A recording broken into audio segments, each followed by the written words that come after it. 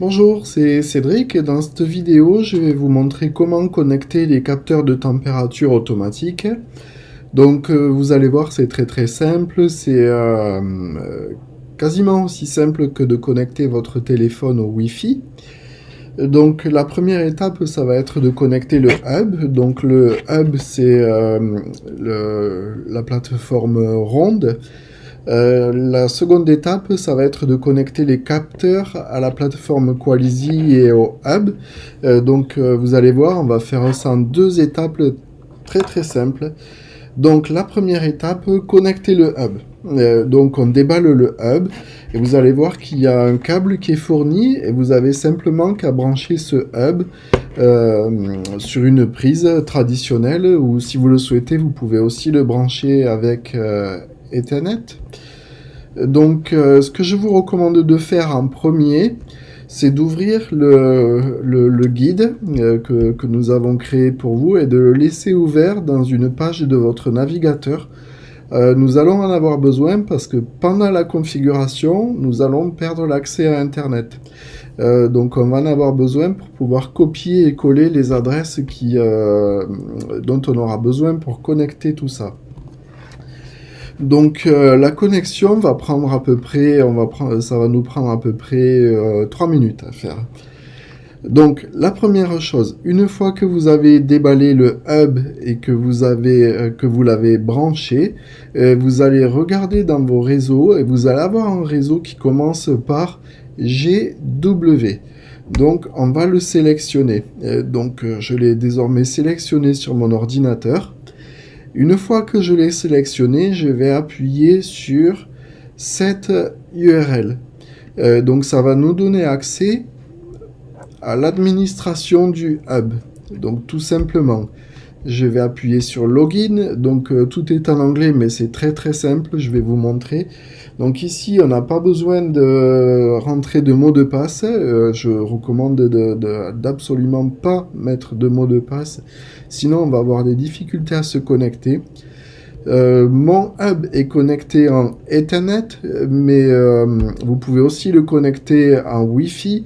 Donc si vous le connectez à Wi-Fi, vous avez simplement qu'à activer ce bouton. Vous allez rechercher votre réseau Wi-Fi, le réseau Wi-Fi que vous utilisez d'habitude ici, dans les Available Access Points, et ensuite ça vous demandera d'entrer le mot de passe. Une fois que c'est fait, vous allez appuyer sur Restart Service to take effect. Et vous changez rien d'autre, vous avez juste qu'à appuyer là-dessus. Le hub va redémarrer et ensuite, plutôt que d'avoir une lumière qui ressemble à un arc-en-ciel, vous allez avoir des lumières qui vont être beaucoup plus lentes. Ça veut dire que le hub est désormais connecté à Internet. Donc c'est tout ce qu'on a à faire pour connecter le hub à Internet. À Wi-Fi, c'est encore beaucoup plus simple si vous le connectez en Ethernet, parce que vous avez vraiment rien à faire. Vous choisissez Network, vous choisissez Ethernet, et vous laissez la configuration telle qu'elle existe déjà. Donc vous n'avez rien à toucher. Donc la prochaine étape, ça va être de renseigner le point d'accès pour que les données, donc les températures, l'humidité, mais aussi le niveau de pile ou de batterie soient envoyés dans le cloud. Donc tout ce qu'on a à faire, c'est se reconnecter à nouveau sur l'adresse qui débute par GW. On va ensuite recliquer sur l'URL.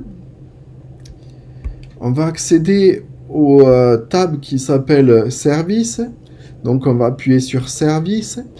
Et à partir de là, c'est vraiment très important de suivre précisément ce que je vous dis, parce que sinon on va envoyer les données n'arriveront jamais sur la plateforme Qualysy. Donc on va sélectionner ici Service Access, HTTP, Upload Interval, donc toutes les 10 secondes. Donc ça veut dire que les données de vos enceintes positives ou négatives seront envoyées dans le cloud toutes les 10 secondes. Et ici, on va copier et coller cette URL ici. Et donc, on va s'assurer qu'il n'y ait pas d'espace et qu'on n'ait pas oublié une lettre pendant qu'on copie et collait. Donc, une fois que c'est fait, on va appuyer sur Apply. Voilà, c'est fait, c'est tout simple. On a connecté notre hub à Internet. Donc tout ce qu'on a à faire désormais, c'est d'allumer les capteurs. Donc on va déballer les capteurs. On va faire attention de ne pas enlever l'étiquette qui se trouve sur ces derniers. Cette étiquette, on en aura besoin car c'est le numéro qu'on devra rentrer dans nos modèles. Et ensuite, on va appuyer sur le petit bouton gris qui se trouve à l'arrière des capteurs. Donc on va appuyer jusqu'à ce qu'on voit une petite lumière bleue. Et donc cette petite lumière bleue, elle est très très légère, donc je vous recommande plutôt de faire ça dans une pièce sombre. Et vous allez vous assurer que cette lumière bleue soit stable, donc qu'elle clignote pas. Si elle clignote, ça veut dire que le capteur était déjà allumé, que vous venez de l'éteindre. Donc à partir de là, le capteur est allumé. Donc tout ce qu'on a à faire, c'est d'aller dans nos modèles. Donc je vais choisir un modèle qui existe déjà, ou je vais choisir plutôt un modèle vierge. Et je vais mettre celui-là, je vais créer un emplacement. Tac, je vais faire tout simplement comme ça. Et vous allez voir que dans vos modèles, vous allez avoir plusieurs types de réponses. Donc il y a une trentaine de types de réponses. Vous choisissez température.